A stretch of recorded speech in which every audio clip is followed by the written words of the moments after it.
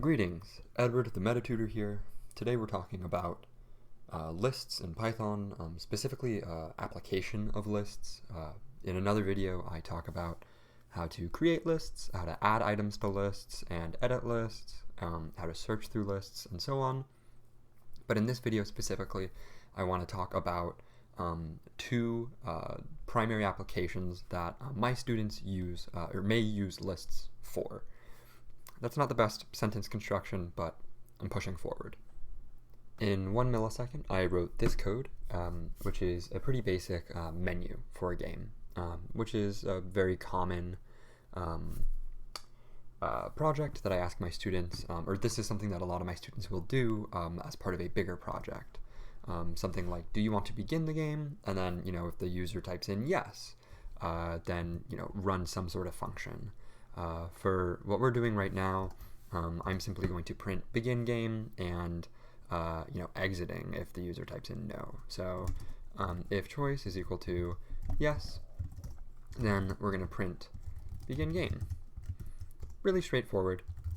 Otherwise, we're going to print exiting ... Okay, so this is really simplified code. This is pretty straightforward, but do you want to begin the game? Yes, begin game, cool. If I type in literally anything else, it exits. And that's what I want to fix with lists today. That's what I want to use lists to fix. The idea here is that if a user types in yes, then we run this, then we start the game. But if they type in literally anything else, then we don't start the game. What if the user were to type yeah? What if they were to type yeah, or Y for yes, or capital Y, or capital Y-E-S, right? You're going to get very different, you're going to instead exit the code, which we don't want to do. So just, proof of concept. If I type in yes, exiting. But I said I wanted to begin the game. That doesn't make sense. The way a novice might solve this problem is simply creating more if statements, or a bunch of elifs, or maybe even just doing a bunch of or statements. If chur is equal to yes, or chur is equal to yeah, or whatever, and you can spell it all out. But that's a really I want to say it's ugly. It's also kind of inefficient. And same thing with creating a bunch of elif statements. And so one of the ways that you can get around this is by creating a list. So we can create a list, and let's just call it affirmative choices. That's a long word. Let's call it yes choices. So yes choices equals, and then you create all of the words that you want to put in this list. So let's say I want yes. I want to accept yeah. I want to accept, okay, I'm gonna do some editing. Okay, so I've done two things here. Not only have I entered in a bunch of options that basically mean yes, I also ordered it this way just so that my students can see, hey, this is another way of writing out lists. Especially, if you don't have a lot of horizontal screen space like I do when I teach. If you have a really long line or a bunch of things, you can do comma and then hit enter and then keep typing them. And so this is a totally valid way of writing out a list. It might look a little bit confusing, but basically the syntax is, if you're going to add another item, put a comma and then type out whatever that item is. So I have yes, yeah, Y, and then let's see if I can think of another one. There's a reason I'm doing them all lowercase, and I'll explain that in a second. But maybe I'll just accept one. Okay, fine. Whatever. Just I'll accept anything that's vaguely affirmative. Now that we have a bunch of yes choices, we can do the same thing for no choices, but I'll add that in later. The idea is that now, instead of just saying if chur is equal to yes, or if choice is equal to yes, instead we can say if chur in yes choices, and immediately, just like that, we have way more options for saying yes. And so here's the next thing that I'm going to do is, well, you might say, all right, that's great. Let's run it. Let's see if it works.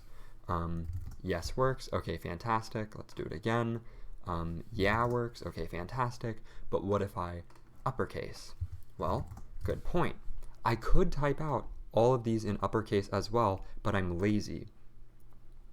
you're not any worse of a programmer for doing it that way, but there is a built-in function that allows you to do that, that allows you to make a string lowercase. Okay, so I, again, am guilty of editing magic, but I wanted to highlight this error.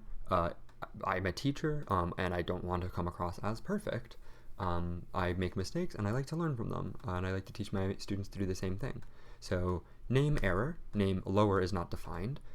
This is something that my students will encounter very frequently if they haven't yet created a variable, or if they're trying to get a variable that isn't in the local context. And basically, I'm just using the wrong syntax here. I don't know why I thought it was this. I don't think I've used the lower function in a while. It's not lower of ch, it's ch dot lower. So the syntax here is ch dot lower. Whatever string you have, you can do dot, you can use the dot notation and then use the function lower to make everything lowercase. You can also do the same thing but upper to make it uppercase. And so this will work.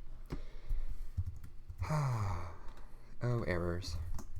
Boom. If I do it all caps, it says begin game. Lowercase, begin game. Yeah, in all caps, begin game. If I do goofy caps, still begin game, right? So if there's any sort of error there, then it will work. And so this is just one way of using lists to make your input a little bit more varied or a little bit more flexible. There are still even further ways of accepting more input, but this is the basics. So with two things, the ch.lower by forcing the input to be lowercase, and by using the in keyword with a list, we can accept way more input than we normally would have. Again, 9 options, well, 10, you can't uppercase or lowercase 1, but 9 options instead of the original 1 that we had. So that's the first thing I want to talk about.